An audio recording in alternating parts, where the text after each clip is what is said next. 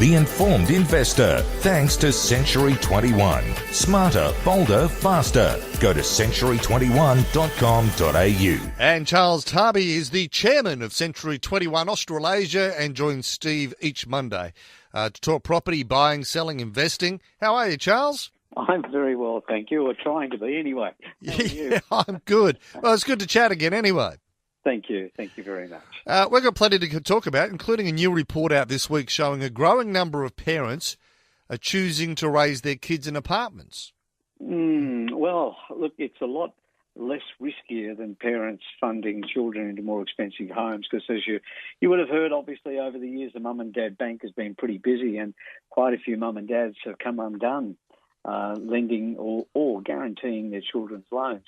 So if you're looking at it from that angle, or if you're looking at bringing up children in apartments, that's the part that's changed. And traditionally, when people couldn't afford anything, all they would take would be a flat or a unit. Now it's okay to live in what we call an apartment. We don't call them flats anymore. No. So we call them units, and they're very children-friendly, and there's especially the newer apartments where there's lots of play areas, swimming pool areas, training areas, restaurants, childcare centres. The whole scene has changed. Yeah, it really has, hasn't it? I happen to live in an area where there's a lot of kids living in apartments, and also the way that the developers have to make that contribution to the council, which means they've put in even new parks that didn't exist before. That's exactly right. But I also know of one particular developer that is starting to do something very, very different, and that is build 3- and 4-bedroom apartments because he has recognised that families probably now, due to circumstances, or if they want to be close to everything, are living in apartments. So they're actually catering for it now. There you go. The size of a house, but it's an apartment. Correct. So one or two builders with some foresight. What's the state of the market, though, the apartment market? It depends where you are. It's really interesting right now. I know that there's some great opportunities in certain marketplaces. I've been talking to Steve about this for a while, especially in Brisbane, Sydney and Melbourne, where you get a little bit further out of town. Also Brisbane and Melbourne, but Brisbane's the one that's coming under the most scrutiny because there's a substantial amount of apartments that need to be completed or are due for completion, and people will need to settle. And some of the valuations are coming in lower than the actual property's purchase price going back a year or 2 years ago, Warren. That's a big problem. Yeah, it's interesting that I know of a couple of cases going back a few years where people have sold before they've ever lived in it because the opposite happened, but you do have to be careful. Some people have made some great money out of it. There's no doubt about it. Buying off the plan isn't a bad thing. It's just a timing issue, and often people get in a little bit too late. And what we've had is a little bit of a double whammy. I mean, the market's slowed down due to supply, and there's certainly a lot of supply coming in apartments. But the Royal Commission into Banking has changed the landscape dramatically. First, you had APRA really apply pressure on investors and lending ratios, etc.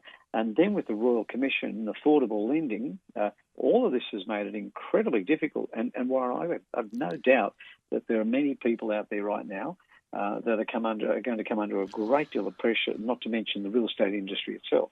Now, just generally talking about the market, not necessarily apartments, new statistics showing demand's falling in Sydney and Melbourne, but investors are heading to regional cities in Hobart. Hobart's been a very attractive place for a long time due to its pricing, and not so much because it's the best area to invest in, but in most cases it's the only place that people can afford to buy and invest. It's come off a low base, hasn't it? A very low base. And I was looking at the rental figures there, their rental numbers right now. When I go back, I keep charts for quite a few years, but the really interesting one for me is watching the Hobart marketplace change significantly.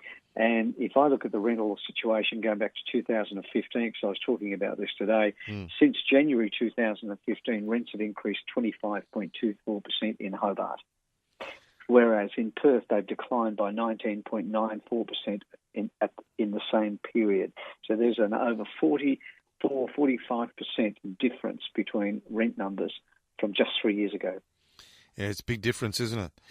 What's your advice, though? I mean, obviously people don't know necessarily much about Hobart, or for Perth for that matter. What's your advice if you are looking to invest interstate?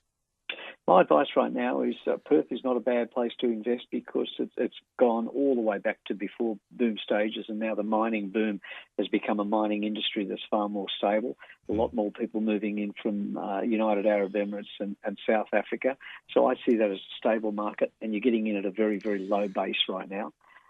Adelaide has always been a steady marketplace because they've had good supply, but I caution people on buying because they can afford to buy. If all you can afford to buy is out of town or in a lower populated capital city, yep, you're going to get a buy, but you may have a problem with rental return a little bit later down the track. Okay. Now, also, we've got for our Victorian listeners heading to the polls in November. And the coalition in Victoria is promising to release 300,000 new lots by 2020. I mean, that's a heck of a lot, isn't it, in a relatively short period of time? Is it enough to have an impact on the market? I sometimes worry it might have too much of an impact on the market in the sense that sometimes an oversupply, which we are coming into in some areas, an oversupply can cause dramatic problems, and equity that people have in their properties right now that they've borrowed against may reduce, Warren. And if that's the case, if some people are coming out of fixed loans in 2 or 3 years' time and the value of their property is reduced, and in some cases, as was seen in Perth, the property reduced below purchase price, it meant that people ended up with negative equity. So giving too much supply, especially right now in certain areas, may actually be a problem. Okay, and before we wrap it up for this week, Charles, we've got the latest statistics around the country. Sydney's auction clearance rate fell again. Fell again, 55.1%. They auctioned not that many properties when you think about it, but 544.